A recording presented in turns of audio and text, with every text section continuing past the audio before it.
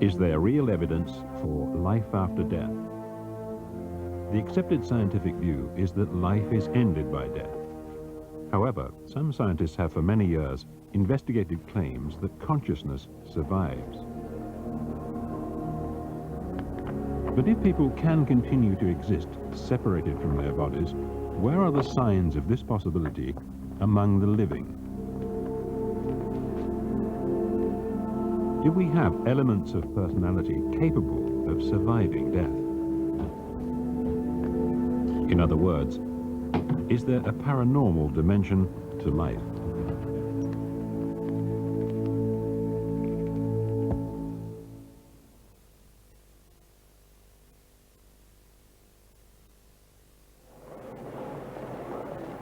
Many people believe in the paranormal.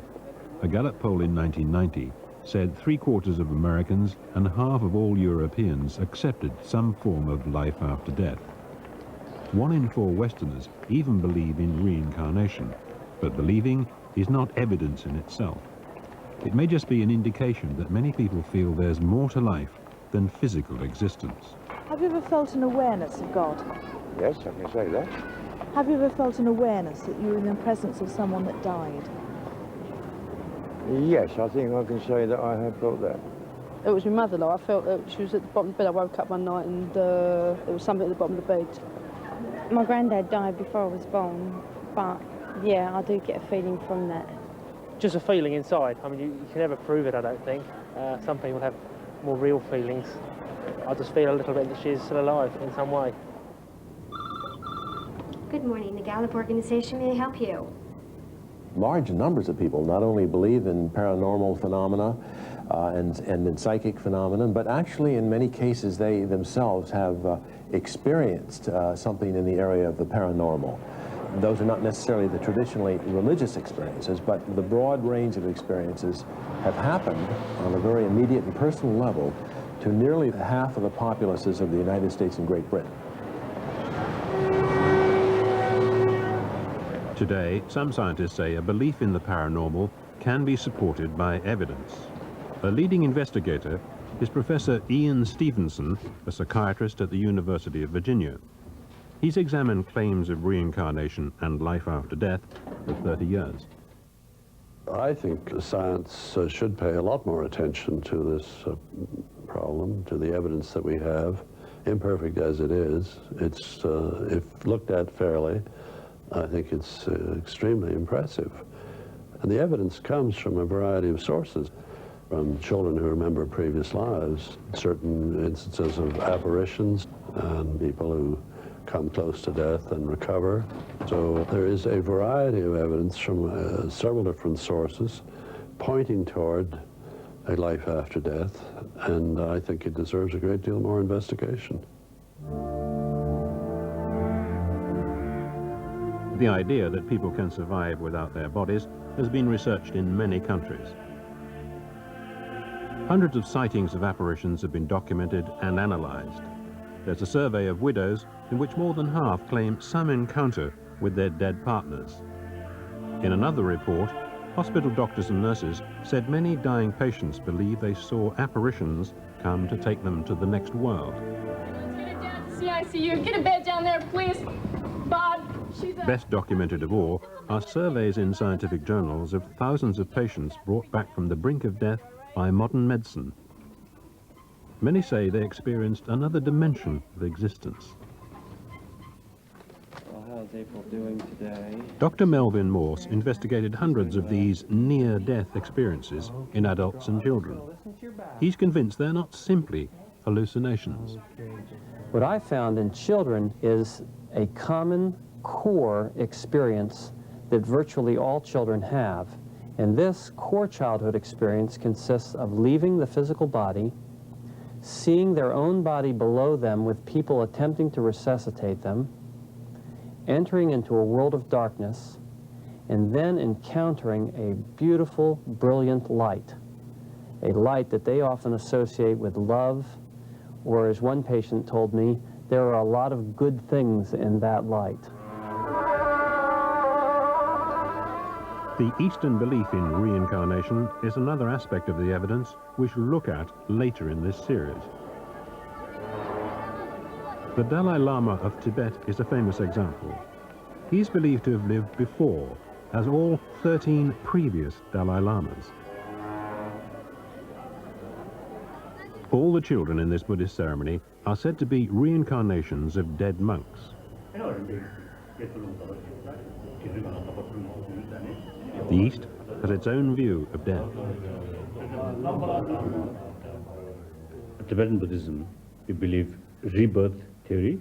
Therefore, that means one way like changing clothes. But the person remains continuously. I think life has certain limitation. Therefore, this body, which cannot remain permanently, at a certain time, it has to change. However, the person or the being, the continuation of the subtle consciousness, so that always remain continuously. So anyway, something like is it taking, taking new clothes and abandon the old cloth. Reincarnation is rejected by the vast majority of scientists. So are other forms of life after death. Science takes the materialist view. Life is destroyed by death. With regards to life after death, you want to be very clear what question you're asking. If you're asking a scientific question, then you're tied up with genes, hereditary factors, brains, bodies, and it's quite clear that they don't survive. Now, if you're talking about subjective experience, then you are asking a non-scientific question, and the answer will be non-scientific. Now, there is no reason why personal experience in some form or other shouldn't continue. It's a classical scientific debate. Are we machines made of flesh, controlled by a brain acting like a computer, with everything collapsing at death? Or do we have an extra dimension, an aspect of personality called mind? The assumption is that when your brain dies, your mind perishes also. That is so deeply believed that scientists fail to understand that it is, in the end, an assumption only. And there's no reason why aspects of the mind shouldn't survive the death of the brain. But to shake that belief among scientists of today is extremely difficult. If any aspect of the living can survive death, it's likely to be mind. But do we have this potential? We looked at people who claim to reach beyond the range of physical senses. 6-1. Some of the most famous tests for the paranormal were carried out at Duke University in America over 50 years ago. 4-6. The subject is trying to predict and influence the roll of dice. 2-1. In charge at Duke was Professor J.B. Rhine, who devised these Zener cards to measure telepathy, or ESP. The subject tries to guess each card as it comes off the pack. 5 symbols in a pack of 25 means she should get 5 right by guesswork alone. ESP is never judged on a single test.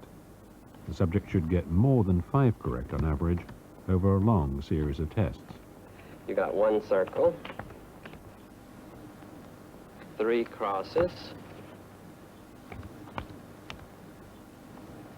2 waves. At Duke, they claim to have demonstrated that ESP was real. Certainly, some people got more than 5 right.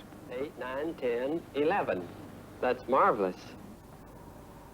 The modern name for telepathy is psi. The most successful psi experiments are Ganzfeld tests.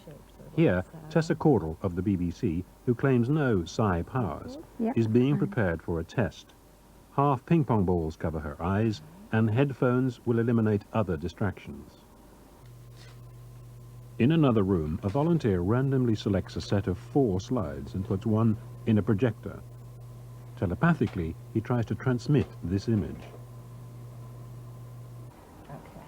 Tessa, with no knowledge of any of the slides, will describe what she sees in her mind's eye. Afterwards, she'll be shown all 4 pictures. Only if she can pick the target slide is the test a hit. The odds are 4 to 1. She might get it right by guesswork. So there'll be a series of tests. In the past, other subjects have scored impressive hits. I have an image of a volcano with molten lava inside the crater, or molten lava running down the side of a volcano. Now I think of the water as a way of putting out flames. And suddenly I was biting my lip as though lips had something to do with imagery, and I see lips out in front of me. And the lips I see are bright red, reminding me of flame imagery earlier. There have now been 39 Ganzfeld studies reported over the last 15 years involving this particular methodology. These studies have been conducted by investigators in 14 different laboratories and involve almost 1,200 individual trials. The overall average success rate is 34%, where 25% is what would be expected by chance. So there's a 9% overall deviation from what would be expected purely by coincidence, and that result is enormously significant. The odds against chance are in the trillions to 1, and even critics of parapsychology now acknowledge that these results cannot be attributed to chance. Tessa's target in the Ganzfeld test we recorded was a flock of birds. For 30 minutes, she recorded her impressions. A shooting star, a comet, something moving through the sky downwards. It's a house like a Hansel and Gretel house, like a wooden house with a pointy roof. There were a number of very different images. Later, Tessa was asked to place the pictures in order, from the most likely target to the least likely. This would be considered a direct miss. She scored the correct target as low as possible. And any particular trial, like this one, is only an anecdote in itself, even if she had gotten a direct hit. It seemed a total failure until Dr. Sondau compared Tessa's statements with the other 3 slides. ESP displacement is the name for psi directed slightly off target. Compare Tessa's statements not so much with the slide of birds, but with the other 3 slides. A point, like a metal railing with a point. A wide open mouth, like a shark's mouth, with pointed teeth, like something out of Jaws. Waves like surfing waves. The front of a ship, like a Viking ship. The pointing part of the ship that used to look like a bird. Eyelashes. A very big eye, like right up close to a Buddha's eye. It's closed.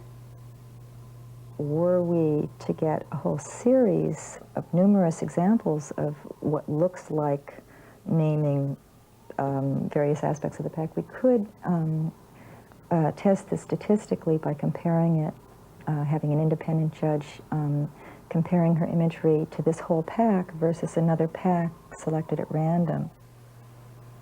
These 4 pictures were drawn randomly for comparison. None matched anything Tessa had said, but the slides in the original test were much closer. The Viking ship and the Buddha were named directly. As a Ganzfeld test, it was a miss, but an intriguing one.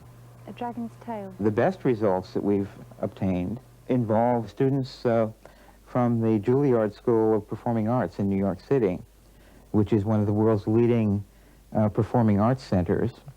And students there are extremely highly selected on the basis of artistic ability. They produced a 50% success rate. And an example here would be the subject who is talking continuously throughout the session about men with beards. And there's a man with a dark beard and he's got a sharp face. There's another man with a beard. And now there's green and white. I can see him from behind, I can see his hat, and he has a sack over his shoulder, and it's like for apple seeds that he's strewing around. Window ledge is looking down, and there's a billboard that says Coca-Cola on it. And there's a snowman again, and it's got a carrot for a nose and 3 black buttons coming down the front. Well, this was a Coca-Cola advertisement. This is the only session out of 355 where the subject actually mentioned Coca-Cola. He does not mention Santa Claus. It is not an absolutely exact literal hit, but it has many elements, including the 3 buttons running down the front of Santa Claus's suit. The time of year is picked up in the reference to the snowman, and so on. In the past, the kinds of targets that have been used in ESP experiments have been pretty dull. We found a much stronger result when senders were viewing movie clips or documentary sequences than when they were viewing static pictures. A cat, and then a black panther, and then some shots from Life on Earth, the part about the African plains and the lions hunting, and a black panther going stealthily through jungle.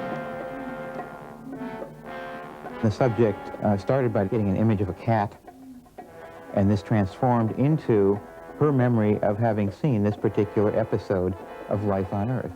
In other words, she actually named the target, and she had no idea, nor did anyone else except for the sender, what the actual target would be. So here we have an indication that there is actual communication of information going on.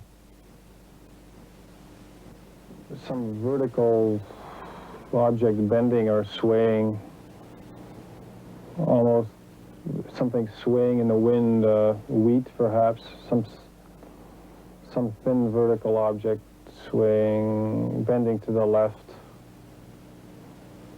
Some kind of ladder-like structure, but that seems to be almost blowing in the wind, almost like a ladder-like bridge over some kind of chasm that's waving in the wind. This is not vertical, this is horizontal. Bridge, a drawbridge over something. It's like one of those old English type bridges that opens up from either side at the middle. The middle part comes up. I see it opening. It's opening. It would appear, if psi is real, that we have capabilities that extend beyond the nervous system as we currently understand it, that is able in some way, currently not understood, to obtain knowledge, information from a distance, sometimes even from the future. And if these claims are correct, as we believe at least some of them are, then this casts an entirely different light on how we view the nature of man and his place in the physical world. The newest training ground for investigators of psi is in Scotland, at Edinburgh University. In recent years, opportunities for psi research have diminished in the West, where half the research centres have closed through lack of funds. At Edinburgh, Professor Bob Morris sees to it that today's parapsychologists take a rational view of evidence for the paranormal. We are charged to investigate what have been called claims of the paranormal, specifically the claim that certain people apparently have the ability to interact with their environment through new means, ways that we don't presently understand. Some of the experiments we're conducting at the moment are attempting to understand more about how we can be deceived or deception, how people can mistakenly observe things, how their basic framework understanding or their beliefs can make them miss certain things, exaggerate the importance of certain others, and so on. In some respects, this even is the study of magic. One of the students is encouraged to develop his skills as a close-up conjurer. The first thing to know when investigating someone who claims psychic powers is how to spot a fake. We're focusing a lot on how we can be misled in all innocence or by clever others to misinterpret coincidences, to misinterpret our ability and exaggerate it. We're trying to understand how to take better observation sort of out in the real world where we may not have quite so much control over things. There are frequently claims that people can make things materialize, and we know that this has been able to be done by skilled conjurers for years and years and years. The emphasis is on explaining the seemingly paranormal. Here, response times are measured to barely visible threatening and non-threatening pictures. Perhaps we can sense something before we become consciously aware we've seen it.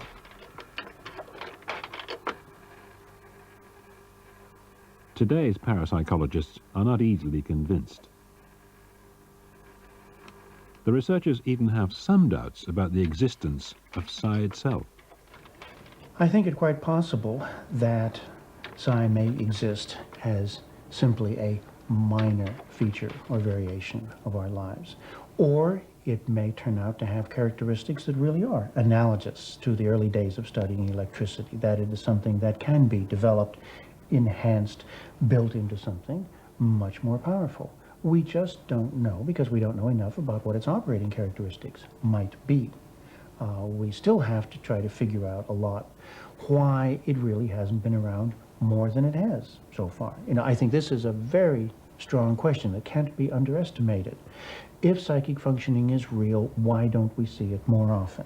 We must understand why that is so, and we must always be open, I think, to the possibility that it's not around more often, because in fact, most of the times it's been around, it's really been simulated or faked. So could we demonstrate genuine Psi on television? In New York, we set up a single remote viewing experiment. At the ASPR, Tessa and parapsychologist Keith Harari were recorded by a remote camera. Tessa would simply try to project her mind to a secret location in the city where Dr. Nancy Sonder would be standing. No one has any idea where the doctor's gone, only that she'll be there at 3:15. Nancy should be almost there. So you can focus in on Nancy and what she's experiencing, what she's seeing around her, and the sights and the sounds and the smell, or whatever it is. You can just sort of imagine yourself with her in a way. What comes to mind about the kinds of things you're experiencing there? It's not noisy. Okay. Doesn't seem to be noisy, as if the noise is at a distance.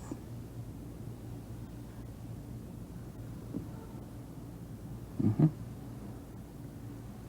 A path. A path? Yeah, I think. Yeah, a path, a concrete path or a gravel path. I think it's like a T. I think it might, there may be a path like that.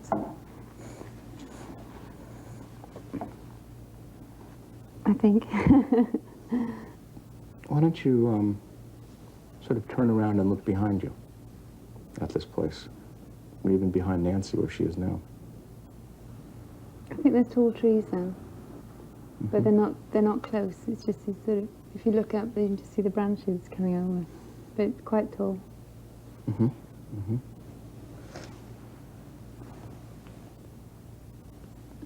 I don't know if there's a stand down at the far end of the path. Maybe like a summer stand, a bandstand, or something white with railings and a pointed roof. Do you want to draw something about that? You can put it on the same paper or another page, whatever you like. When we have these back home, I have no idea whether you have them here, but just sort of like a summer house with steps, like a summer bandstand, and a roof, with railings, I suppose. We must be able to get in somehow, but I don't know where. Quite ornate, in white. There might be a statue somewhere there, a tall statue, like a bronze or a metal with a concrete base. Quite tall. Can you draw something like that, or?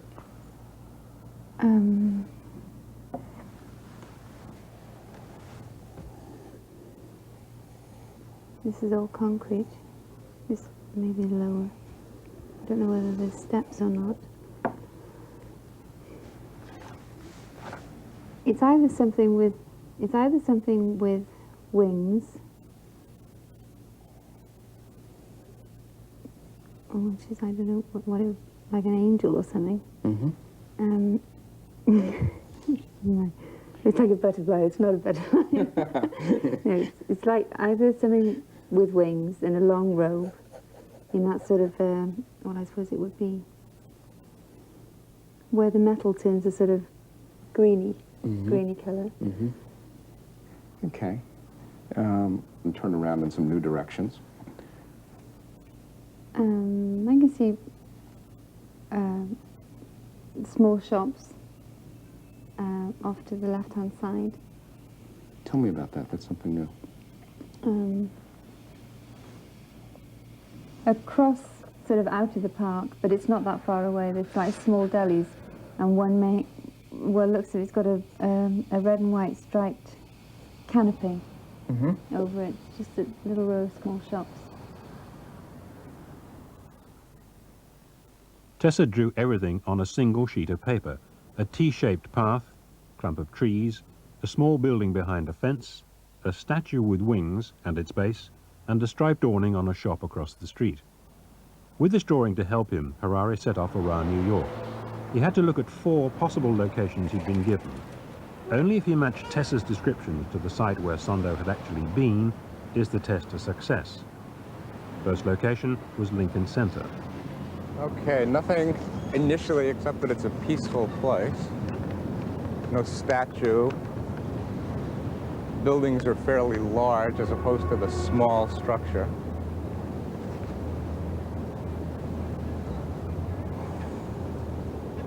I don't find this T-shaped walk.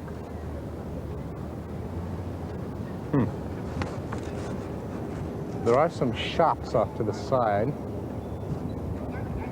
There is a sort of red and white awning over there. Okay. No statue, I don't think. No, I'm not very powerfully gripped by this place. It's got some subtle aspects to it, but that's it. So let's go. Let's check out the other stuff. Okay. Okay, we're here at Trump Tower. It's very noisy. It's very crowded. Don't see any statues or any T-shaped paths. This would not be number 1 on my list, that's for sure.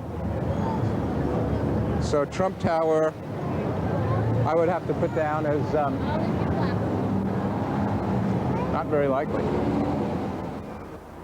79th Street Boat Basin, and we do have a path here in a kind of park-like setting, but I don't see anything like this area in here, in this rotunda, in her description, in Tessa's description, nor do I see boats or this harbor area or the shoreline. So I would have to say that this is not a really strong possibility. Okay, first thing I notice is I come up this path that does come to a kind of a T. There is a statue with wings.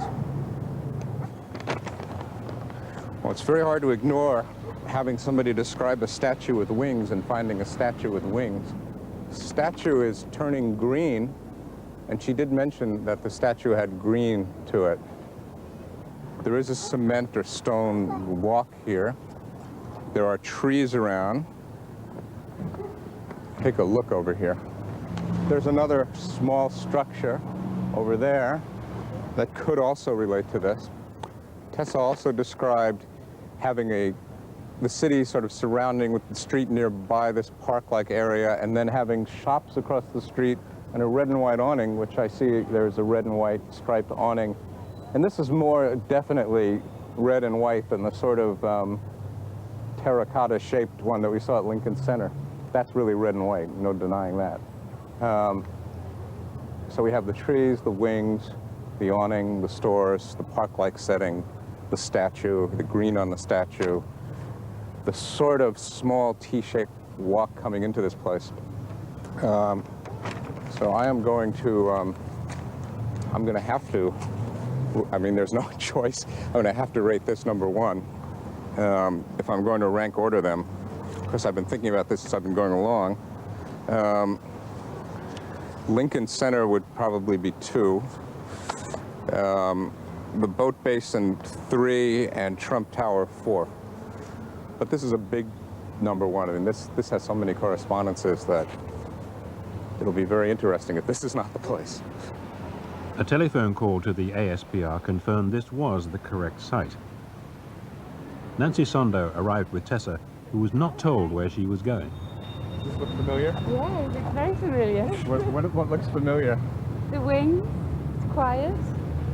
That looks like my bandstand. You said it was peaceful, wasn't it far? Yeah. You had high trees, tall trees. Yeah. There are some wings. Okay. Definitely. I said this was that metal that goes green. Oh, you said that, right. You said the metal went green. Yeah, it's green. And there aren't a lot of people here. You can hear the city. Oh, I have something else to show you. Oh my goodness. You see that? That's incredible. What do you notice? The shop with the red and white striped awning. Yes. The canopy. Is that something or what? Yeah. The little shops, right? So, Oh, amazing. Congratulations. Thank you. That is incredible. Yeah. There really is a phenomenon. You can demonstrate it experimentally, you can see it happening, but the interpretation is very foggy. It's as if we're back in the 16th century studying electricity. We may not even have the right metaphors to work with. We know that something that we don't understand is going on. It has to do with the physical world. It has to do with how consciousness interacts somehow with matter and energy and time. So physics is incomplete. For 300 years, science accepted that physical reality was governed by the cause and effect laws of Sir Isaac Newton. Matter seemingly behaved with the predictability of balls on a billiard table. These mechanistic ideas are in disarray because of quantum physics, the science of matter at the smallest scale. Some paranormal effects might become accepted science if quantum speculations are correct. It's made the whole world seem very mysterious and almost unvisualizable. In fact, it's incomprehensible even to the scientist, really. All the scientist can do is do calculations and say these calculations predict the results of experiments, but he doesn't have a very clear mental picture of what exactly is going on. Einstein's discoveries earlier this century undermined traditional ideas of reality.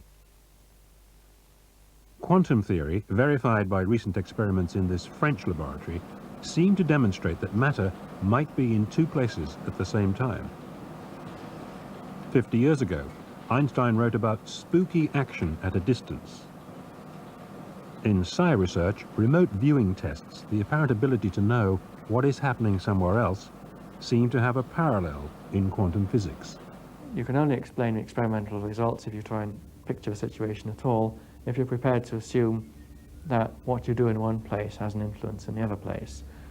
And so therefore it seems that modern science is telling us that distant parts or separated parts of nature are actually connected together in a very mysterious way.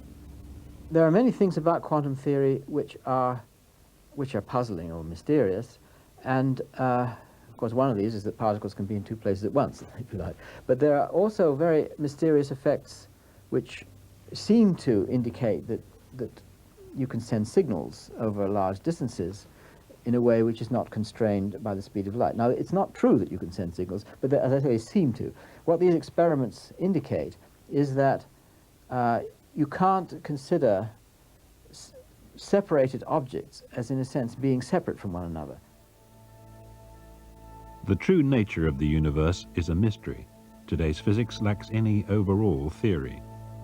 One quantum speculation is that consciousness is the underlying reality in the universe. The mathematician Sir James Jeans said the universe looked like a great thought. The astronomer Sir Arthur Eddington said the world was made of mind stuff. If people have minds as well as brains, in a universe made of thought, almost anything becomes possible. There is, I think, evidence within the body of knowledge that has been accumulated that mind can act outside a brain. In other words, one can have influences from one person to another which don't seem to use accepted physical channels. And at the moment, we call that mind. Now, if this turns out to be correct, then quite clearly the world, as we understand it, is a very different place. And it will require two things. Firstly, it will require physics to be rewritten, because we're talking about action at a distance. And secondly, it will require a totally different science, a science of consciousness. And that is where we need to go now.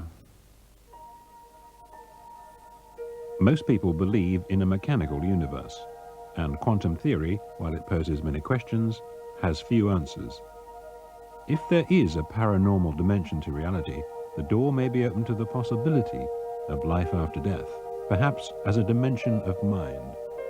But most scientists reject the paranormal out of hand. The reaction of a vast number of scientists has been just to say this is nonsense, it's pseudoscience and so on. I think this is a wrong conclusion, and we will in the future see this kind of thing eventually becoming routine science. A sort of thing which, a statement which is often made in this kind of connection is that when something unorthodox comes up, scientists first of all ignore it, and then they say it's nonsense, and then eventually they say it's obvious. It was obvious all the time. And I think we'll get that happening in the areas that you're exploring in your programs.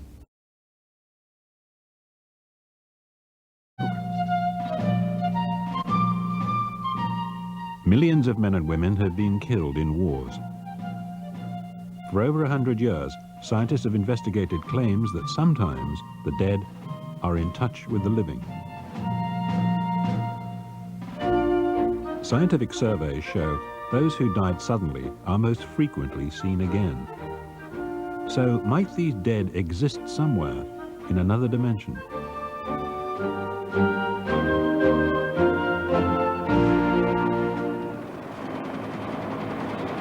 In war, many come close to death but recover. A number have what scientists call a near-death experience. They believe they glimpse death but live to tell the tale. In October 1965, an American soldier in Vietnam saw himself in a dream, gun in one hand, a pair of crutches under his arm. A month later, when his frontline base came under mortar attack from the Viet Cong, Dave Cook had a typical near-death experience.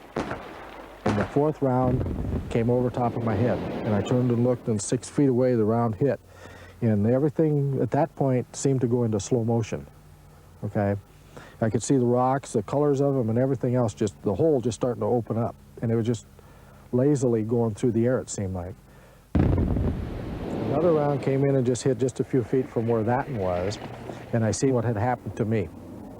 Like the whole ground in front of me was red, okay? My knee section from here to here was gone, and that was where I experienced this near-death experience, all right? That was that I lost so much blood that I was in convulsions and I lost my eyesight from bleeding to death. And at this point in time, my life went from when I was born, and I could see it in vivid technicolor. The purest colors that you could ever possibly imagine possible was here. And it went in just phases like this, and it just went right in front of my eyes until the present day. And after I went through my life here, there was a long black tunnel, and I presumed that it was square or rectangle because the light at the end was in a square. And it was way down at the other end. It was pure white. And as I proceeded down this tunnel, the rays and that at the end started projecting out. And I mean, beautiful rays. And everything was peaceful and quiet. And as I entered this chamber here, you would have felt, or I felt at that time, that you'd have to squint, but because of the brightness of the light. But it wasn't in that fashion. It was so pure of a white, you just look all around you, and it was 360 degrees around me. And there was no spoken words or anything at this point in time. And so my answer to what I perceived was a question to me was, I screamed, "No, I want to see my son." And that's when the company exec officer, when I was back, and he yelled to the sergeant, "Give me a belt for a tourniquet." A few months after Dave Cook lost his leg, his premonition came true. His first son was born. Today, medical science routinely brings people back from the brink of death. Gallup polls say millions worldwide have had near-death experiences similar to Dave Cook's. Most are convinced they truly glimpsed a dimension beyond death. There are others too who believe in contacts with the next world. They say that certain living people can speak to the dead.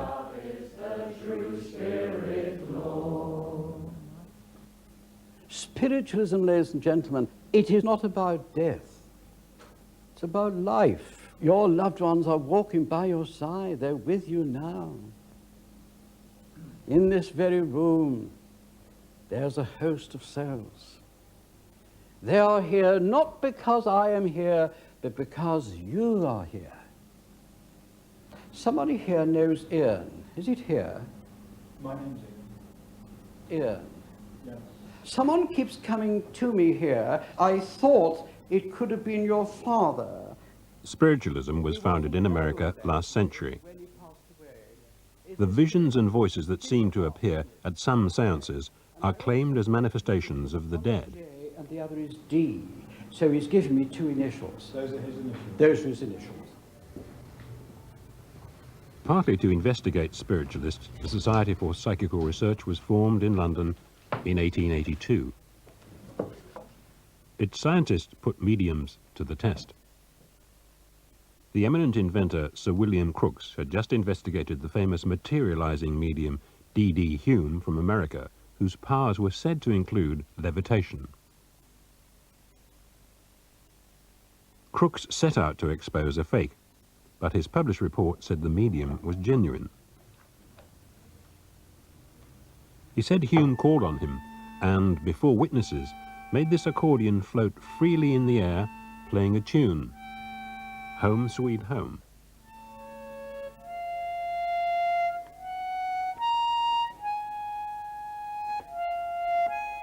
As a further test, Crookes put the accordion in this electrically wired cage. It continued to play. Over the past 100 years, the Society has accumulated volumes of claimed evidence for life after death. Much of it does not impress today's investigators. The materializations that were produced then seemed to me to smack very strongly of fraud and conjuring all the way through, as indeed do ones that I have seen myself much nearer, the only difference being that whereas it was cheesecloth in those days, it's nylon net curtaining now. So I remain unconvinced by that aspect of things. Now, when it comes to the rather less striking physical happenings, like raps and object movements taking place in the vicinity of a medium, then I do think there is some quite striking evidence for this. This experiment in table turning is by a group in London who say they've levitated a table right off the ground. It didn't happen when we recorded. Later we used an image intensifier to allow the group to work in darkness. The table stayed on the floor. The Victorian explanation for levitation was lifting by ghostly hands. As far as physical mediumship goes, what's around today is absolutely minimal compared to what it was in the late 19th century. And there could be many reasons for this, including, of course, that now that we can virtually see in the dark with quite small bits of apparatus, it's extremely difficult for fraudulent mediums to get away with it. The group sent us a video of one of their own experiments. They claim this is true levitation, not a fake. It's impossible for us to tell. Watch the table again in slow motion. There's a lady here, and oh, she's so mischievous, is this lady. Oh, yes. Yes. And she was but a person that you couldn't help liking. I loved her. Yes, that's it. She's just written a name there. Is it Veronica? That's right. What's your name? Veronica. Well, there you are. Mental mediums who relay messages from the dead have frequently intrigued investigators more than materializing mediums. The test is, do these mediums really display insights into people's lives they could not get by normal means? Come on. Yes. Yeah. She says to tell you she's met Kitty. Oh. Yes, you know Kitty, Yes. don't you? Oh, and Flo. Florence, someone named Flo. Yes. Is that correct? Yes. And also Mrs. Cook. Yes. Yes? And the mediums that we have had, the most famous ones, tend to be showmen and showwomen who like big audiences and the bright lights. It's impossible to assess in any unbiased and scientific sort of way what goes on in a public demonstration of mediumship. The only way one can go about investigating mental mediums is by bringing selected sitters to them in private, preferably persons whose identity they don't know. Now, this was how Mrs. Piper and Mrs. Leonard operated. Some famous mediums of the past were tested by scientists for years under strict control. Mrs. Leonora E. Piper of Boston was the most celebrated trance medium. Her sitters were always introduced as Smith. She told complete strangers such astonishing truths, it was suggested she must be getting the information telepathically from the minds of the sitters. Doubts were cast on the telepathy theory by a series of worldwide communications known as cross-correspondences.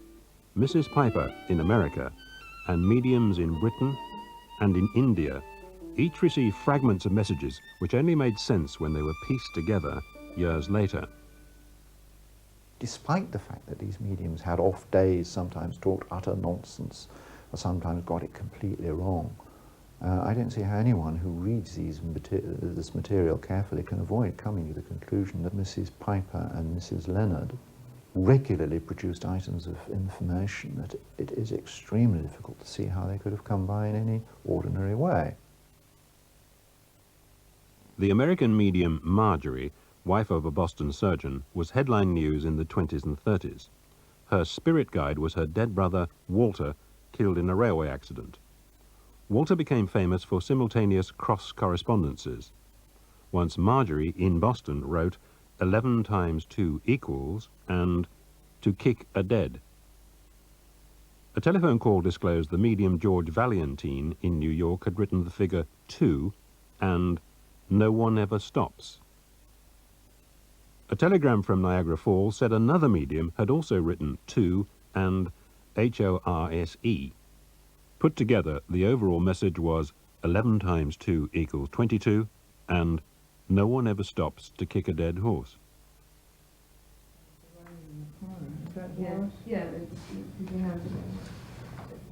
Mrs. Marion L. Nestor is over 80. She's one of the last surviving witnesses of the Marjorie mediumship, and she's writing a book about it. Mrs. Nestor's father was the medium's chief investigator, Dr. Walter Richardson. He was intent on finding something that would rule out fraud. He felt that they would be able to prove there was survival after death. So he invented as many mechanical things as he could to show different things. One was the independence of the voice. Everyone at the séance held a tube between their lips. If someone spoke, water pressure was seen to drop. This device would show if anyone was pretending to be Walter's voice. Marjorie was tested publicly for many years. She was locked in a glass cabinet. She was bound hand and foot, but she still managed to make objects move and bells ring. The escapologist Harry Houdini said Marjorie was a fake. He tested her in this cabinet. At séances, the empty pan of a weighing scales dropped as if heavier than the weighted side. Under Walter's directions, mediums wrote in Chinese, a language they didn't understand. Rings made of different wood were said to be psychically joined. They could not have been carved like this.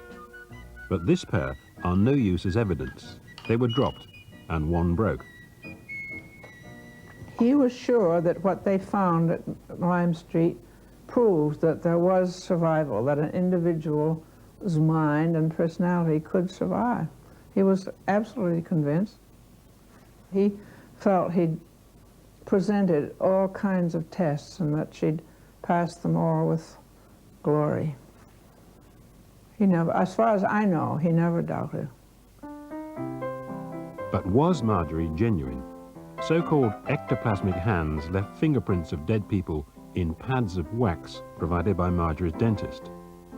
One set of prints was supposedly Walter's. It was said they matched his prints from an old razor. But a fingerprint expert said Walter's seance thumbprint on the left was identical to the thumbprint on the right, and they both belonged to Marjorie's dentist. It was a blow from which the medium's reputation never recovered. Marjorie posed the classic dilemma for investigators. If a medium is caught cheating, does it invalidate everything she's ever done? A scientific survey of apparitions at the hour of death was published in 1979. Hospital staff were asked about apparitions seen by dying patients in America and India. Of 900 patients in both countries, 2/3 said they were visited by a dead friend or relative who came to take them into the next world. 3/4 were willing to go with the apparitions. One of the authors of the report found this surprising. Life is the strongest thing we hold on. And everything could be dropped, but we want to live. And here, they're ready. And the nurses said they light up. Not disturb, but light up to go. Now imagine if a terrorist came in here with a power to take you away with a machine gun, how would you feel? I would have very cold feet. But here, something, the transcendental vista, the outlook, seemed to be so overpowering that the strongest instincts we have are overweighted. That impressed me. An Indian pathologist took part in this survey. She was a patient who was seriously ill in hospital. She recalls a visit by her mother and a young student named Kirti. While I was lying, suddenly I saw Kirti's grandfather coming in, and he was not a very tall person.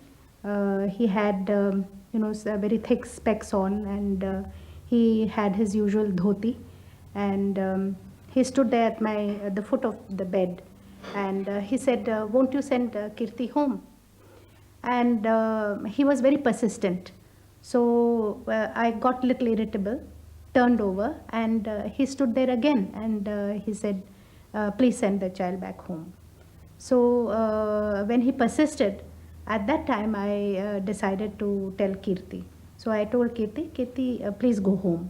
And at that time I didn't mention that her grandfather was waiting, because I obviously thought that she might have seen him. So she said, "No, I won't go home." So I said, "No, you must go home." Then she said, "No, you're too unwell, and so I would like to stay with you." So I said, "At least please go and ring up from downstairs." So she went down and rang up and found that her grandfather had died about 5 minutes previously. So I told my daughter, it was a very good thing he was very strict with her. And then she told me that she saw the grandfather by her bedside, you see. And that's why she wanted Kirti to go home.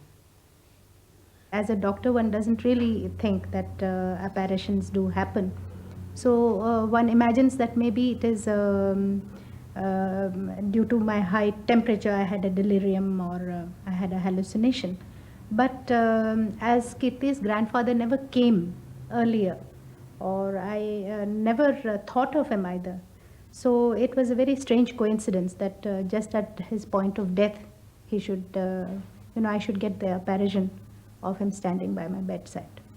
I believe that she must have seen him, because I believe that people, just after death for some time, they do have power to reach and convey the message.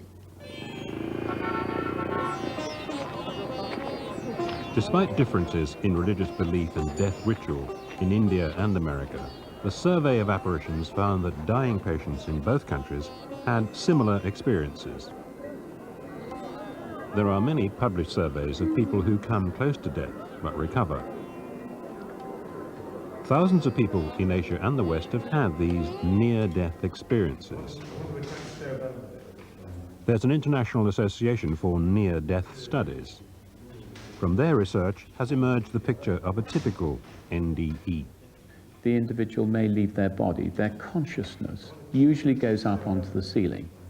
Then, if the experience deepens, they go down a long tunnel, and then they see at the end of this long, dark tunnel a little speck of light which grows and grows in intensity, and it's usually described as white or golden, and they then come out into some sort of landscape. It's very different for different people, and quite often the landscape is populated with figures, some of whom are religious, some of whom are dead relatives, and some of whom aren't recognized at all. There is then usually a life review. Then there is quite often a decision. Do they go on into this landscape and they know that if they do they will die, or do they return to their bodies? This 15th century painting is by Hieronymus Bosch. The naked figures are dead people being escorted into the next world. Many today believe Bosch painted a real near-death experience. The long black tunnel leading to the brilliant light is typical of thousands of modern recorded NDEs. A young woman was swimming in the ocean off New Jersey in America when she had an NDE. The seas were rough after a hurricane and the swimmer was soon in trouble. I was thrown under the water and disoriented. I didn't know which way was up. There was a lot of, you know, some kind of rocks and sand, and my bathing cap was torn off, and I had long hair, and I just, in other words, thought, I just thought that I saw where people have a choice. You know, you can give up, because I was so tired. You know, I just didn't know how far I could keep going deep enough under these enormous waves so that I could not be part of the thing that made me turn over. Then all of a sudden, I just noticed that I saw a whole little flash, like of my whole little life. I was only 15, but I saw this like a film, but like a circle. And then I just heard noises, and I just didn't know what was happening. I heard like church bells, crickets, and different, like the wind, and but I didn't feel anything else. I didn't feel any pain or anything, and I had, you know, I didn't feel anything, really. And then the next thing I know, it's real dark, you know, like, and I'm afraid the dark was just black, velvety black. And then it was like this long tunnel, but not all black then, but with little lights like galaxies. And then it was bright, very bright, but like honey color, clear, but honey but not sticky. So it was like a really bright, warm feeling.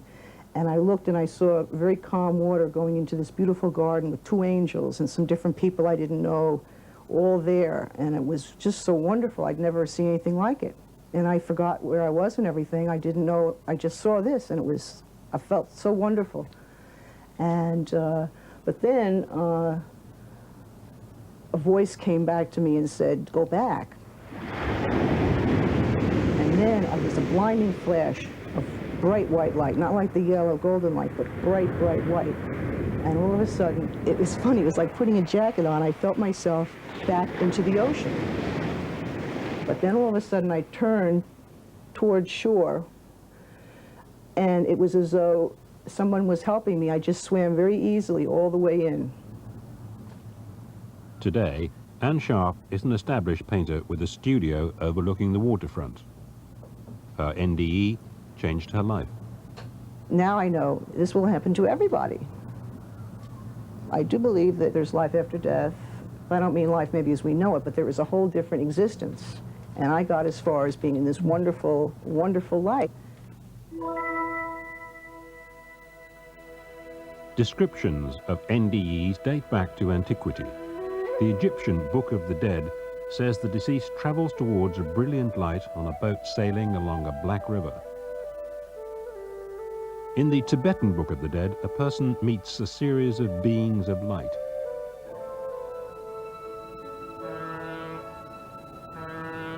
To study modern NDEs, we went to Seattle, where a higher proportion of people recover from heart attacks than anywhere else in America. In part, this is due to Medic One, a fleet of mobile emergency units who treat heart attack victims the moment they arrive on the scene. So more people live to tell of their NDEs. Okay, big girl, I'm just going to listen. A research group called the Seattle Study was set up by Dr. Melvin Morse. They've studied hundreds of NDEs in children and in adults.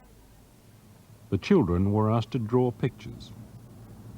This is a picture drawn by a child who suffered an intraoperative cardiac arrest. And he perceived that he went down a dark tunnel, which he's drawn here, and then he saw a beautiful light at the end of it, a rainbow bridge. But he did not get as far as that light. This is a young girl who also had suffered an intraoperative cardiac arrest. And this is her picture of what heaven is, and you can see that rainbow comes back in again. This picture here, I think, gives you a good feeling of what the light is to these children. She described a beautiful light when she was in heaven, and you can see it's not just a light, but it's surrounded by hearts, and it even seems to be anchored on either side to these large hearts. And then here's two spirits, or people that she met in heaven. And you can see they even have hearts attached to them. So clearly this was a joyous and happy experience. A small boy drew this before he died of leukemia. He had a vision that after death he would live with God in a crystal castle beyond a rainbow bridge. In the eyes of science, all these experiences are hallucinations. The brain is a past master at making representations of the world. If the brain function is compromised by a near-death situation, then it makes discordant models. So instead of putting consciousness in the brain or inside the skull, it puts it on the ceiling. Instead of having an objective external world, you go into a world which is distorted, a hallucinatory world. Feelings of love and bliss are due to the fact that the structures which underpin these in ourselves are distorted by the near-death situation. So science has it wrapped up. Now, the only way of saying whether or not the scientific view is correct is this part about whether the brain is able to leave and obtain information that couldn't have been obtained through the senses. Now, there is some evidence that that may be correct. A child drew this picture of her father running with her lifeless body to the emergency treatment area, chased by doctors and nurses. The girl said she saw it all from outside her body. It happened just the way she said. Dr. Morse has many such cases. Prior to running across Crystal's story, I had thought that comatose patients were unconscious. She explained to me that she could actually see me while I was resuscitating her. And what was even more extraordinary was that she could give me all sorts of accurate details about what we had done to her. For example, she accurately reported that we had put a tube in her nose. She said, first you worked on me in a big room, and then you took me to a little room where you put me into a big machine. And that was, of course, a 7-year-old child's description of being put into a CAT scanner, which in fact we did. She had never seen me before, and yet she claimed to recognize me and told her mother, that's the one with a beard who was working on me. Teenager Mark Botts shocked his parents when he was 5 by talking about a series of NDEs. He had them as a baby, less than a year old, when he was in a coma for 3 months. Dr. Moore says that tests show babies can remember things from the age of 7 months. Researchers from the Seattle study look for cases where out-of-body experiences can be confirmed. I remember seeing like doctors and nurses down, and I remember seeing my bed, and there was like a wall that divided my grandfather and my mother hugging, and I couldn't get through the wall. It was like a big thick wall, and there was no way to get through it to go see him. He said, you were in the hall, and way down the hall, and Grandpa was holding you and you were crying. And he said, I wanted to come to you, but I couldn't. And I thought, this child was in a hospital room, way down a hallway from me. I was around a corner, and yet he knew what I was doing at that moment. And he knew who was with me. He had no idea that his grandfather could have even been there. And I just remember floating out, and I could see my body down below.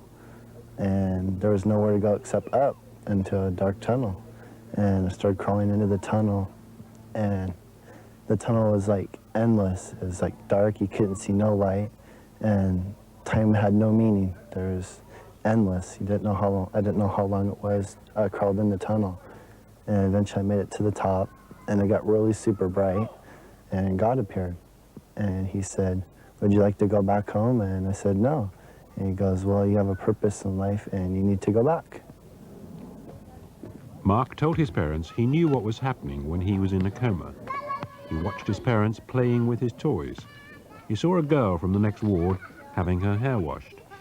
He described his own medical treatment. I couldn't accept it, like it must be making it up, or somebody told you a story, and after he told us a few more things, what could I say? Just like, maybe you are telling the truth. When he was telling us these experiences, he said, do you know, and he told us all about the IV. Again, he couldn't have been told, he didn't know about it, and yet he's telling us what he sees and what he remembers, and it's exactly what happened, which made us say, this is real. He knows what happened. One theory is that NDEs might be memories of the birth process, going down a black tunnel from the womb and emerging into the light of the world. There are several problems with this theory, the first being that patients who've had cesarean sections still have near-death experiences. And so those patients obviously are not traveling down a tunnel at all. But second, this theory really has a misunderstanding of the birth process itself. When an infant is born, they are not traveling down a tunnel face forward with their eyes open, but rather they are being squashed and smashed through a birth canal with their head flexed and their eyes closed. The main debate is whether NDEs are hallucinations in a dying brain, a fantasy created to ease the trauma of death. Science accepts that people have NDEs, but can it explain them away? Now, we have looked at brain processes, and we feel we can explain all of the aspects of the near-death experience except for the light. For example, when there is a cutoff of blood to the occipital lobes at the back of the brain, the patient would then experience tunnel vision. So if there was nothing else to the near-death experience, it could be neatly explained by science. We would then enter into a world of darkness and then simply die. And yet the children we interviewed did not say that the experience ended with darkness. At the end of darkness came a beautiful light, a light filled with complex emotional overtones, clearly not caused by a dying brain, because the entire brain would have to be working in concert to generate both a vision of light and complex emotional images. So it is obvious that this light is not coming from the dying brain. We could disprove the current scientific view of NDEs, that it's all malfunction of the machine, if we could set up the following experiment. If we were to paint symbols, say, on the recovery room ceiling, and the NDE was able to obtain this information not through their senses, this was repeated in a number of people, then science would have to acknowledge that in some way information could be transferred from the ceiling to the patient, and that the patient's account that his consciousness traveled and picked it up would then have to be considered seriously. I might say if we did this, we'd have to rewrite our present scientific views of the world. Coming in. An NDE that's important to the scientific debate occurred in Seattle in April 1976. Maria, a 50-year-old woman, had collapsed in the street. In hospital, she had a full cardiac arrest. Maria? Maria, are you okay? Maria, I need some help in here. Maria, talk to me. What happened? She went flatline. Get the ambu bag. I happened to be in the doorway, just watching all the hubbub that happens when someone in the hospital is in cardiac arrest. I was witness to the fact that Maria had no heartbeat and no respiration. Okay, get the drugs ready. We need an amp of bicarb, 2 amps of bicarb. Later, Maria told the hospital social worker what she thought happened to her when she was apparently dead. No family. 1, 2. She found herself up at the ceiling level in the corner of her room looking down on the proceedings. And she did in fact tell me who was in the room, what they were doing, what the equipment was doing. She had everything completely accurate, and I didn't believe her. There's a psychological term called confabulation that we as people do when we don't know how we get from point A to point B. We kind of fill in the blanks. And that's what I thought Maria was doing. She proceeded, though, to tell me that she was distracted by something out of the window. And just by thinking of where she was going, she was there. And she found herself hovering above the emergency room of the hospital. She also proceeded to describe it exactly, with how the doors automatically opened, how vehicles, that they came in from one direction and left by another. All of this I knew to be true. Then she said she was further distracted by an object on the 3rd floor of the building, but in a different part of the hospital. And the real reason that she was upset is because she wanted me to go find this object. It was a tennis shoe, and she wanted me to get the shoe. I wanted to go home. This was weird, but I wanted to be fair to Maria, so I went outside, walked around that part of the building, looked up, I didn't see a shoe. I then proceeded to go from room to room to room. And about that time that I was thinking that I wasn't going to find the shoe, I looked down and found the shoe. And it was an incredibly jarring experience for me. Then I hightailed it back to the coronary care unit, but for some reason I decided to put the shoe behind my back. And I walked into the room far more calmly than I was really feeling. And I asked Maria to describe the shoe again. And for the first time I asked her what color it was. What color was it? Azul. It was blue. It was blue, yes. Maria, I have your shoe. I was holding a blue tennis shoe. I had no choice but to believe that this woman, who was by all accounts dead, had been out of her body when her body was no longer functioning. And right then, my whole perspective about life and death shifted for me, because Maria was really my great teacher. De nada. Science accepts that people have near-death experiences, but explains them as fantasies created by a dying brain. Some scientists disagree. I feel that we've advanced our understanding to know that at the point of death, all human beings will undergo a sensation of leaving their body and traveling towards a beautiful, loving light. This obviously conflicts with a materialistic worldview. The most simplest explanation for why people would think they're leaving their body and traveling towards a beautiful light would be that, in fact, they are. If we want to apply Occam's razor to this situation, which is that the simplest hypothesis to explain data is usually the correct one, then the simplest explanation to explain our data is that human beings actually have a soul that leaves their body at the point of death.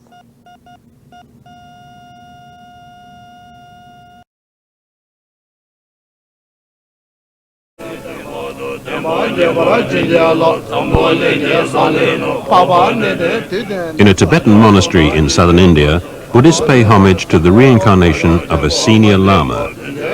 They believe Ling Rinpoche, once senior tutor to the Dalai Lama, has been reborn and is blessing them and the gifts they bring.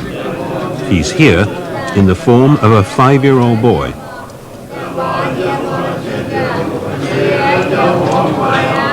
The ceremonies have lasted all day, and in mid-afternoon, this remarkable infant still behaves with the composure expected of a High Lama.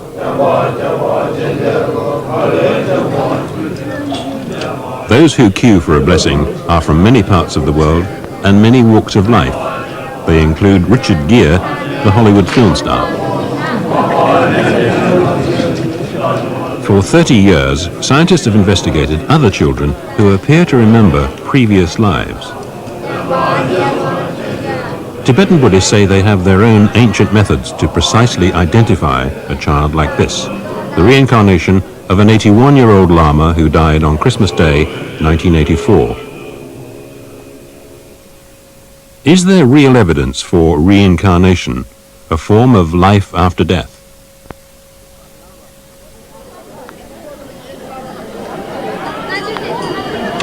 Tibetans believe senior lamas who choose to be reborn can be traced by an ancient formula.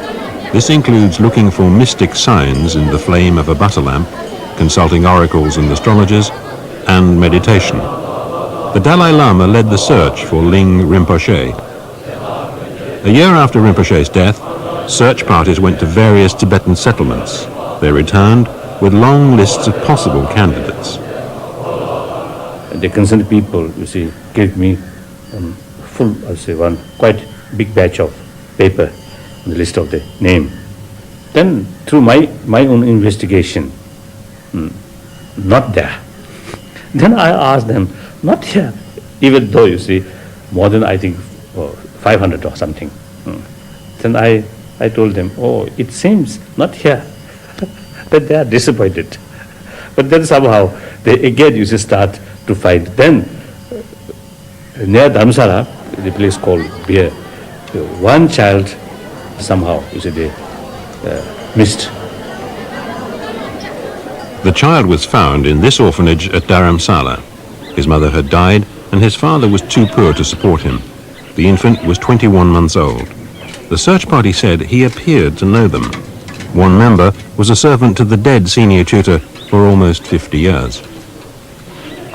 Chanda, Dabshikome Chanda Jikje, the member Chanda Sumja Tashi, Namchite, and the Dinatira Chanda Dues, and Washington Dinan de Chanda Dues, Chanda Tenda, Bed Chanda Damatar, yes, the Machin Namsaku Kome Chanda, Charles Sheve Matach, Kukum Chayumaris, Kona Chayumaris, Chayum with the Chanda Donish Staj, Mata, the nature.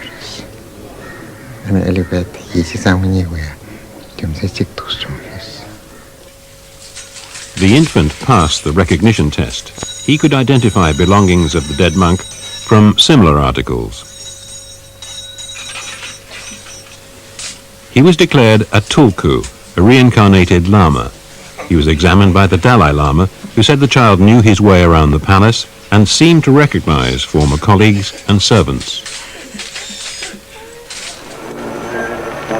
The new Ling Rinpoche was taken to meet the people in Dharamsala. He was barely 2 years old.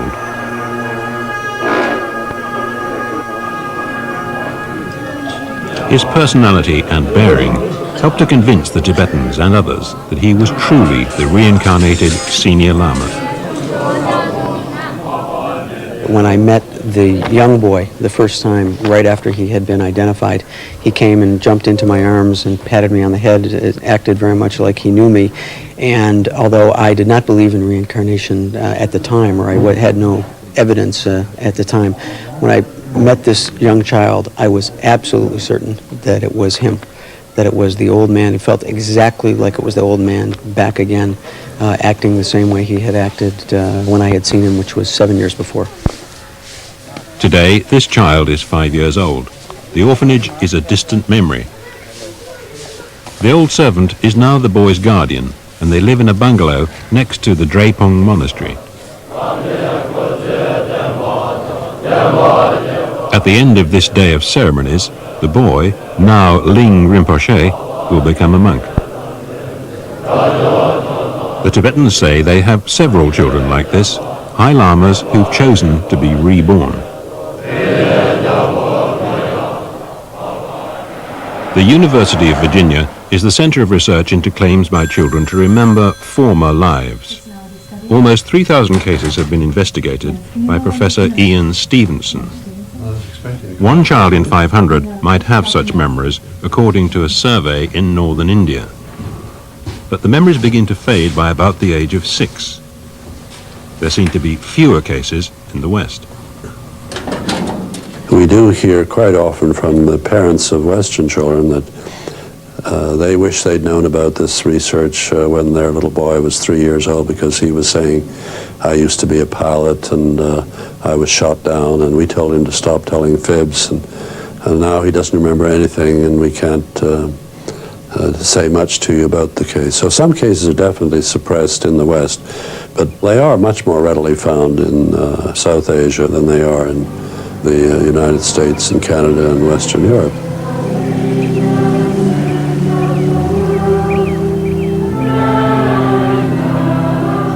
In British Columbia, Canada, there are people for whom reincarnation is an ingrained tradition, the North American Indian. They appear to be Christian, but older beliefs are just below the surface. These beliefs may have come from Asia, because the tribes are descendants of hunters who crossed from Asia when the continents were joined in the Ice Age.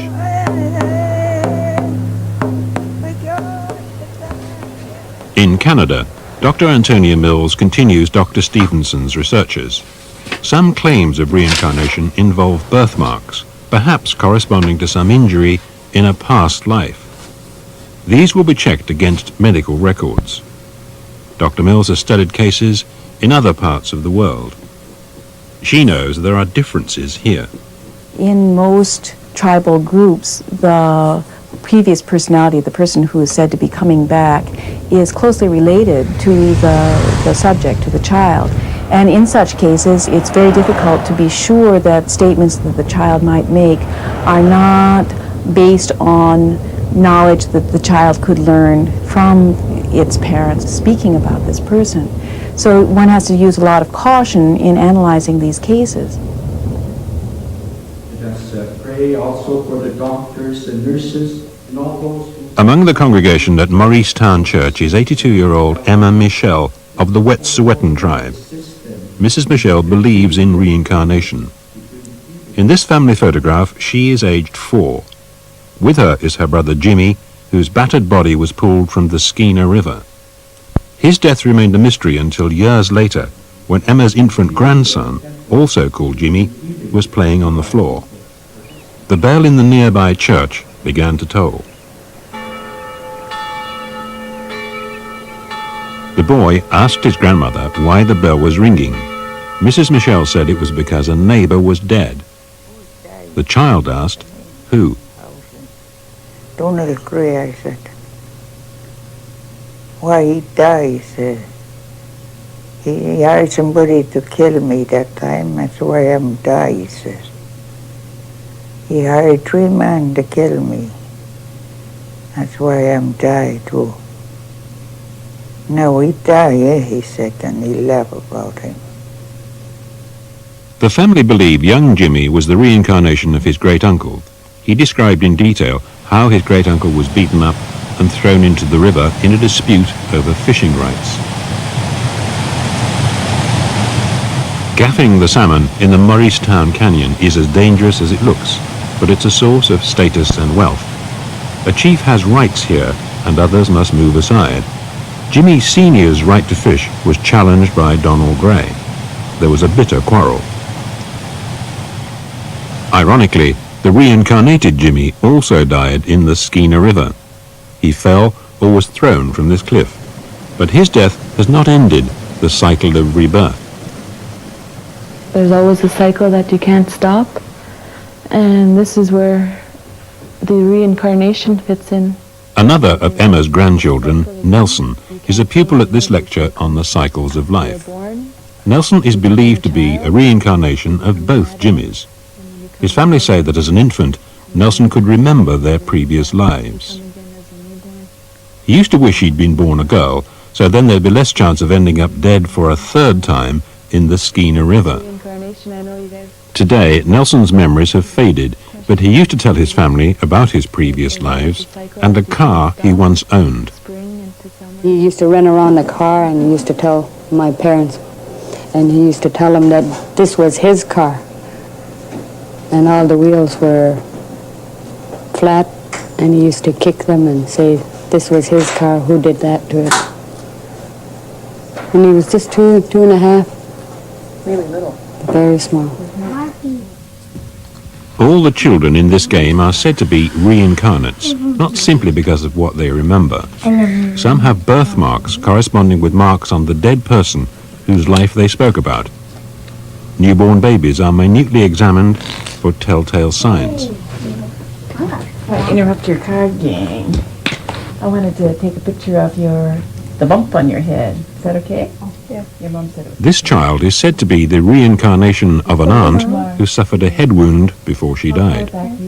This combination of statements by the child, birthmarks, characteristics, medical conditions that relate to a previous personality, these have to be examined very carefully, and in a number of cases, the evidence is very difficult to explain.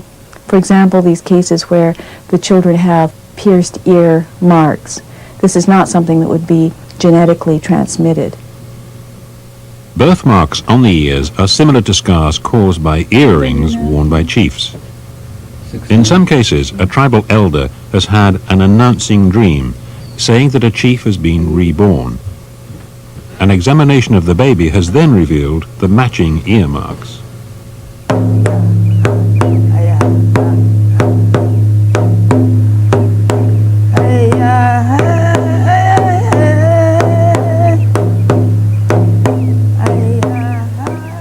I have not been able to think of an explanation that accounts for the phenomena in these cases other than reincarnation. But what reincarnation is, what is being reincarnated, that's of course still a very large question that's not fully understood.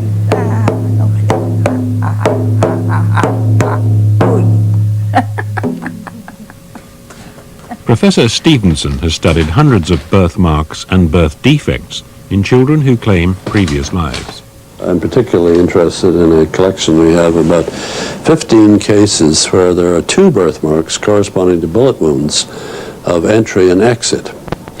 And forensic pathologists know that nearly always if you shoot somebody, the bullet wound of entry is small and round, and the bullet wound of exit is large and irregular in shape. And that's the way our birthmarks, in about half of these cases, they correspond exactly that way. This boy was born without a right ear, but with memories of the life of a man who was shot in the head.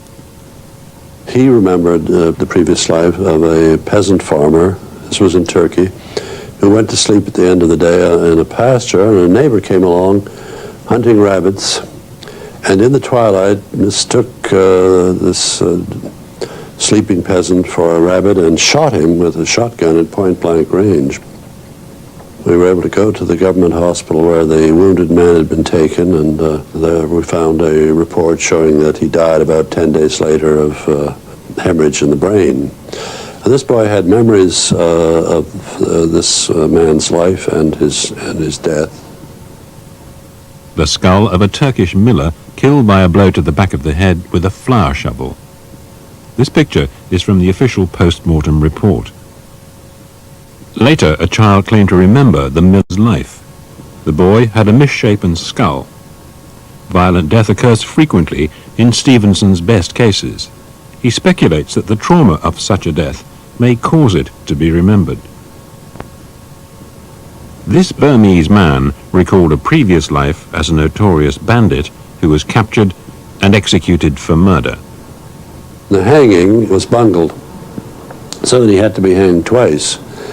And the subject, who had the memories of this brigand, was born with a almost absent lower jaw. His mandible was exceedingly small, and his mouth was very narrow and tight so that he really can only take liquid food and he can't open his mouth. But birth defects of the kinds that we have in these cases are uncommon, and they're not the sort that you find in the textbooks of birth defects, the monographs, with rare exceptions. A few of them are, but most of them are not. In a village in northern India in the 1970s, a small boy lost the fingers of his right hand in a fodder chopping machine. Later, the child died, but in a neighboring village, a boy was born who claimed memories of the dead child's life. There was other evidence too. Lekpal's case was investigated by Dr. Stevenson and the Indian parapsychologist Dr. Satvant Pasricha. अच्छा लेखपाल, पहले जन्म की बातें याद है तुम्हें? यहाँ पैदा हुई, थोड़े कुछ बाद जब छोटे छोटे थे तब थोड़ा याद करो करते थे, फिर इलाज चलते रहो। जैसे पिताजी ने मोह को ऐसे शराब गांजा पियो करते थे, उनने ऐसी मशीन फिराई दी, तो हाथ वो कटियो, हम तो वहीं खड़े रह गए, उंगलियां पांच उनके सामने गिरी जान, तब एकदम बड़बड़ाने भी सब कि लला हाथ कटियो तब तब तुम्हारा नाम क्या था? हुक्म सिंह। इस पे नाम लिखना जरा फिर से एक बार। Being born with missing fingers is very rare, and the corresponding feature in the previous personality adds to its importance. The same fingers were chopped off. Also, there was no family history of missing fingers, and there was no such case in the whole of village. Dr. Pasricha says a weakness of the case is that the two villages are only 5 miles apart. Details of the dead child's accident could have been known in both places. Dr. Pasricha went with Lekpal to the house of the dead boy. Inside were the child's mother and older brother. The boy was recognized and accepted by both. Lekpal lives here for much of the year. तो आपको लगता है कि आपका बेटा ही है? हमारा बेटा है, आइए।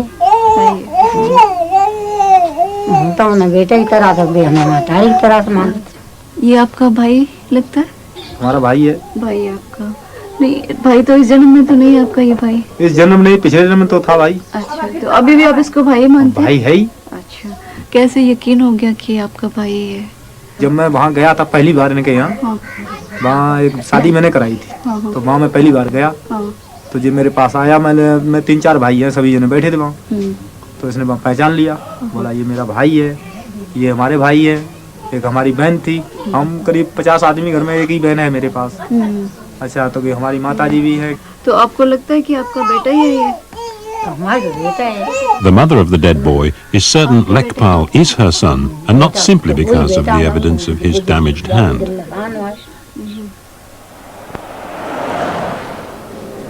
In Bangalore, Dr. Pasricha is an associate clinical professor at one of India's largest mental hospitals. For 11 years, she studied evidence for reincarnation and investigated 350 cases. Some subjects have a phobia, a fear that seems to come from some incident before they were born. Others have a great emotional attachment for their previous families. One of Dr. Pasricha's earliest cases was a girl aged 2 who remembered life as another little girl who drowned in a well. This was in a village in the same part of northern India. Today, in the Hindu holy city of Vrindavan, Manju Sharma is a young married woman with 2 small daughters of her own. वहाँ पे पहले गांव मारे में मतलब चौमा में 2.5 साल की 10 साल की कुआं में गिर के मर गई, तो मैंने वहाँ पे 2 साल चौमा में आप 10 साल की थी? हाँ, जब कुआं में गिर के मैं मर गई। हाँ, फिर मैंने 2.5 साल की में जन्म लिया वहाँ पे पसोली, तो फिर वहाँ पे हमारे ताऊ जी है ना, कपड़ा मतलब तगादा करने जाते थे, तो वो मैंने पहचान ली हमारे ताऊ जी हैं। उसने कही कि नहीं, पिछले जन्म की? हाँ, उसने कही कि नहीं हमारी लड़की तो मर गई। मैं नहीं, मेरे ताऊ जी हैं तुम। उसने कहा कि हम तुम्हारी मैया आपको भेजेंगे, तुम यहीं पे रहे। तो उन्हें मैया को मेरे को भेजा चौमा वाले को, तो वो आए वहाँ पर, तो उन्हें प्यार करा, मतलब मिठाई विठाई लेके आए थे सब, तो उन्हें गोदी में बैठा दी। As a child, Manju's feelings were so strong, she insisted on living with the dead girl's family for 10 years. Critics say these children are from poor families trying to claim a relationship with a wealthier one. Manju is the opposite. She is a high caste Brahmin who chose to live with a poorer family from a lower caste. In class-ridden India, this is an unlikely relationship. Manju has divided her life between these two families. Manju का नाम है ही ना कोई कृष्णा ही कृष्णा है जैसे हमारी पहली बेटी ऐसी ये है और ये बच्चे आपको अपने ये बच्चे को नाना कहें हमसे या फिर नानी कहें नानी बोल के चार्ट पे लाके हमने थोड़े कोई दूसरे समझ के लाके हमने. Manju has outgrown her fear of wells, even of the place where she believes she once drowned. So I would consider this one of the strong cases. She started talking about her previous life when she was 2.5, and whatever she was describing, her emotions would change accordingly, her facial expression would change, and nobody, I thought at that age, would have coached her to stage such a case. I don't think there is any apparent motive in this case to sort of cook up a case, and they were not gaining anything. There were no obvious gains for the present family. In fact, they had to lose their child for 10 years. Not all Dr. Pasricha's cases were born with memories of another life. In rural India, she investigated a case of possession, a dead person who appeared to survive by taking over the body of someone else. In May 1985, in the remote village of Sharifpura, a young married woman, Sumitra, had a seizure and seemed to die. Her father saw it happen. अंदाज doctor लोगों से लगाया, कोई आँख से नहीं, शरीर नहीं, पानी हो चुका था, और तैसे ही अंदाज दिया तुम लगा, तैसे ही लगाई लोग जाते, और तक के बाद फिर ये सांसें फांसें इनकी वहीं चली, परिचय तब भई जवाब कि ऐसी बात आज गई भी, जो कि हम लोगों को नहीं किसी को पहचाना इन्होंने, 2-4 दिन किसी को नहीं पहचाना, तब हमने खुद बातचीत करी, तो कुछ खड़ी बोली आई, इनकी बोली में फर्क पड़ा, तो इन्होंने कही हमारा तो हम है नहीं कोई, नहीं फिर का ससुराल मेरी दिव्या पर पियर मेरा टावा, और जो कमू बोल नहीं कही ससुराल पियर दिया जका बात है. Sumitra insisted she was this girl, Shiva, a young housewife whose death was reported in some newspapers. Her body with head injuries was found beside a railway near her home. But Shiva had been murdered, claimed Sumitra, and her in-laws had tried to make it look like suicide. There was some effort to bring the husband's family to trial for murder, but there wasn't enough evidence to prove the charge. Shiva's father heard about the girl in the remote village who claimed to be his daughter and went to see her. The girl recognized him immediately and spoke in detail of Shiva's life. She convinced him she was his daughter. तो फिर थोड़ा हमारे आंसू भी आ गए, हमने कि जब इतना बतलाती, फिर उसने बच्चों का नाम लिया, सब पूरा अपना. उसके बाद जो है इस तरह से सब, फिर हमने उनसे कहा भी ठाकुर से रुके भी, तो दूसरे दिन हम यहाँ लेकर के आए उसे. जब यहाँ लेकर के आए तो मैंने वाइफ को जो था अलग बैठा लिया था, इसी मकान में थे जब आप आई थी, तो मैंने कहा जब उसने देखा तो उसे कोई यही नहीं दिखानी कि मम्मी कहाँ है, तो उसने कहा यहाँ तो मम्मी है नहीं. हमने कि देखो इन्हीं में बैठी और लेडीज थी सब. वहाँ सब औरतें थी, वहाँ बोली कि मम्मी तो यहाँ नहीं है. फिर उसके बाद में पिताजी उनके बोले मम्मी को देखो कहाँ है. इधर उधर देख के कमरा में पहुँची, अंदर हम बैठे थे, वहीं जाके मम्मी मम्मी कह के रोने लगी हमारे साथ. Dr. Pasricha checked Sumitra's statements against published accounts. The girl gave 16 facts about Shiva's life not mentioned in any press reports. Sumitra identified 22 relatives of the dead girl from photographs. 5 years after Sumitra allegedly became possessed by Shiva, we called and announced at the isolated village where Sumitra lives. Sumitra agreed to talk to us, but made it very clear she was as certain as ever about her inner identity. अच्छा, ये पूछना है तुमसे सुमित्रा मैंने कि नहीं, सुमित्रा मत बोलो मुझसे. हाँ, अभी शिवा हो तुम? हाँ क्यों क्या होकर के इस दुनिया में जो पैदा हो जाता है वो क्या बार बार बदल जाता है बहन जी? अच्छा नहीं पहले बदल चुकी हो ना तुम इसलिए नहीं तो मैं एक बार जब बदल चुकी हूँ, जब मैं एक बार शिवा हो चुकी हूँ तो क्या बार बार सुमित्रा बन सकती हूँ? तुम अभी शिवा हो? हाँ और क्या सुमित्रा बन जाऊंगी? तो सुमित्रा के बारे में तुम कोई बात याद है? नहीं है, नहीं है, वो मैंने पहले ही कहा, वो अब कह रही हूँ। शिवा के बारे में तो तुम्हें क्या क्या याद है? वो पहले बता चुकी हूँ, जैसे बचपन से 2 बच्चे हैं वो भी आप जानती हो। अच्छा अच्छा। हाँ जैसे खत्म हुई थी वो भी मैंने बता दिया था। Dr. Pasricha also found evidence of changes in personality and behavior. Sumitra, the barefoot village girl who never went to school, has become more like Shiva, the educated daughter of a school teacher. After the changeover, she started wearing a sari in a different way, very dignified way, and also her chappals, sandals she'll put on, and she started addressing her husband also in a different way. Earlier she used to call him by his sister's name, so and so's brother. Then she started calling him in a very sophisticated way, and also she started writing. Before the changeover, she could not do anything, means she could barely read and write. But after the changeover, she could write sentences and she could speak also. I mean, she could read written Hindi. Dr. Pasricha and her colleagues recognize that where reincarnation is taken seriously, people often have a more tolerant view of unusual behavior. They have different ideas about the makeup of human personality. Are people something more than a combination of genes and the family environment? Just think of the way the average Western parent regards his or her child. It's exactly the same as one regards an automobile that's come off a factory line. There was nothing before these bolts and bits and pieces of the car were assembled and painted. And that is the standard view that Western parents have of their children. They make the child. The attitude is quite different in countries where there's a belief in reincarnation. There is this third component of some existence before the conception of the current body, as they would see the matter. So that the child bears some responsibility for what he does and says and how he develops.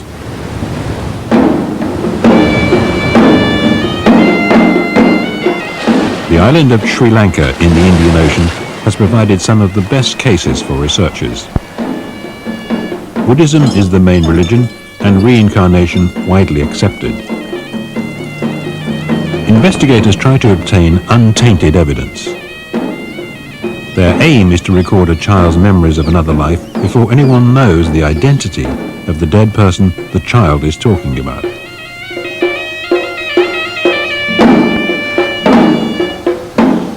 Several important Sri Lankan cases have been investigated by Professor Elenda Haraldsson of the University of Iceland.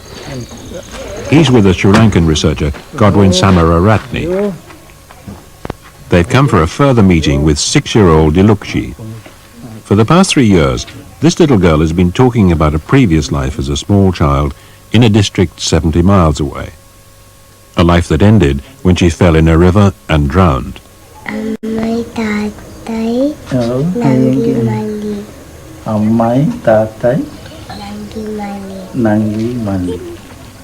Dilukshi still remembers another set of parents and brothers and sisters. A Colombo newspaper had published Dilukshi's memories before any previous personality was discovered. The story was read by the father of a dead girl who said Dilukshi's account of a drowning matched the life and death of his daughter, Shiromi. The reporter took Dilukshi to the home of the drowned girl, where she made several recognitions.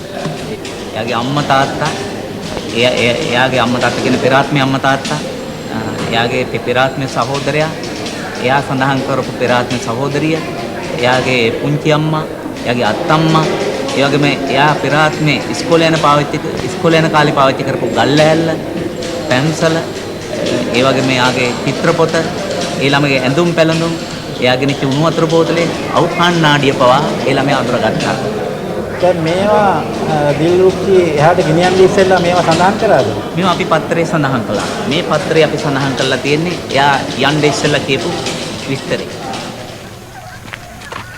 We filmed another reunion between Dilukshi and the dead girl's parents.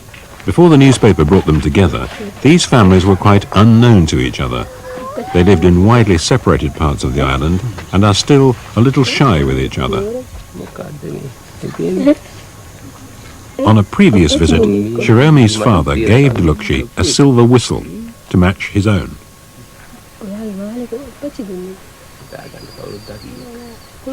The first time Dilukshi met Shiromi's mother, she said, "Mother, I've come home at last."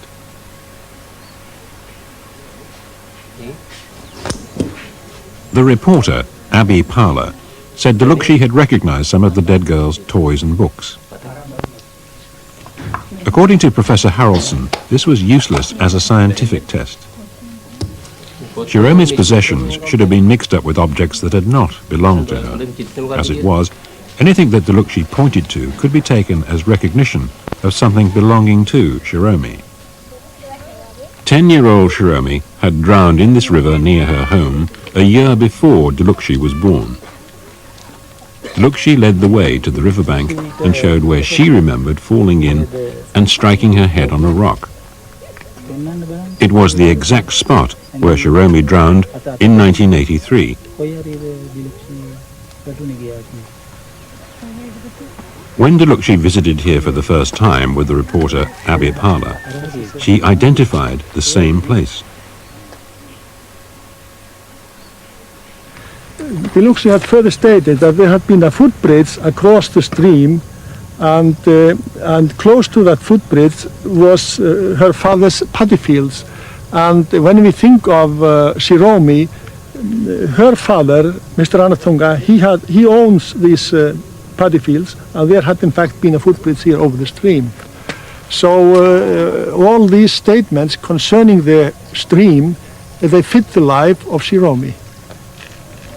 Part of Dilukshi's story was verified during filming. She remembered a shop near Shiromi's home run by a youth known as Thin Boy.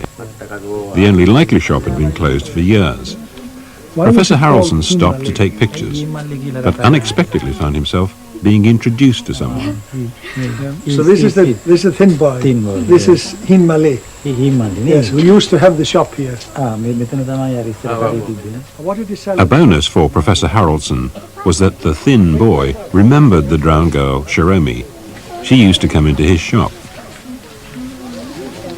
Harrelson regards this as a strong case.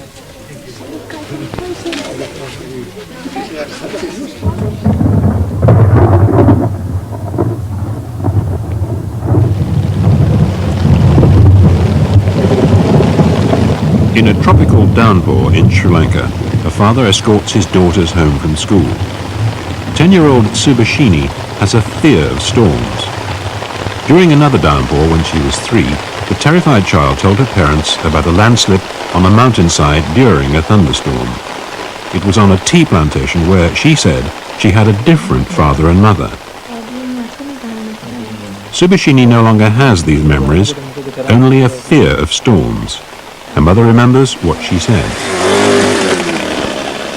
Amma edat hariyata wassane මේ වගේ වැස්සා වහිනකොට මේ කන්දක් ආවනේ එක පාට අපේ ගෙදරට ගුඩු ගුඩු ගාලා සද්දය ආවා. ඒ එනකොටම අම්මා කෑ ගැහුවා මේ මොකද්ද ඉන්නේ සද්දයක් එනවා අර කන්දවත් එනවද කියලා බලන්න කියලා. ඊට පස්සේ මෙයා තාත්තයි මෙයා දෙන්න ටෝච් එකක් අරන් එළියට ආවා. එළියට එනකොටම අපි ඔක්කොම හිර වුණා. ඊට පස්සේ මම මොකද කරේ කියලා ඇහුවා. එදර කිව්වා මං ඊට පස්සේ දුවගෙන ටෝච් එකක් අරන් කුලිය අපේට ආවා. When Subhashini was 3, she demonstrated to her parents how tea was picked. She described the bushes in detail, although none grow where she lives. She said the tea pickers were Tamils, except for her own family of Sinhalese Buddhists. They lived in lines, which her middle-class parents didn't understand. But lines are the tea workers' name for their terrace shacks. They lived in Gampola, 60 miles away. Stevenson's researchers found there had indeed been a disaster on a tea plantation at Kampala 2 years before Subhashini was born. There was lightning and thunder, and at about that 8 p.m. the rocks above this came down with mud and water, and it slipped down here, covering all these line rooms, half the line rooms, and it went down below about 200 to 250 yards below. I think about 28 people died on that, but unfortunately we were able to recover only about 13 bodies. Documents from the disaster inquiry confirm that the victims were Tamils, except for one family of Sinhalese Buddhists. They had a 7-year-old daughter, Devi Malika, who seemed to match Subhashini's statements. What happened to that family? There were 5 living at that time in that house. All were killed. These 2 who survived were outside on that special day. Devi Malika has a surviving brother and sister. Subhashini's first visit here was abandoned when the child became hysterical with fear. Later, she met these 2 and they believe she is their sister reborn. Devi Malika's body was never recovered.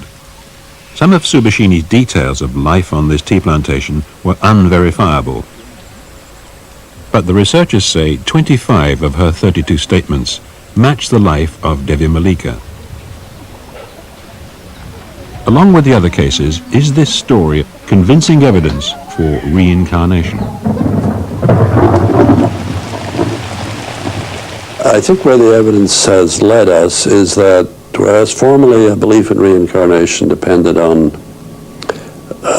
religious traditions, scriptures for certain countries, oral traditions for others, now at least one can point to evidence. And the evidence is not flawless. Every case has some weakness or other. But there is an accumulation of quite strong evidence from, I would say, 100 cases. Even for those 100 cases, there are alternative possibilities of interpretation, but reincarnation is certainly a plausible. I would say in some cases it's for me the most compelling interpretation, even though it's not the only one.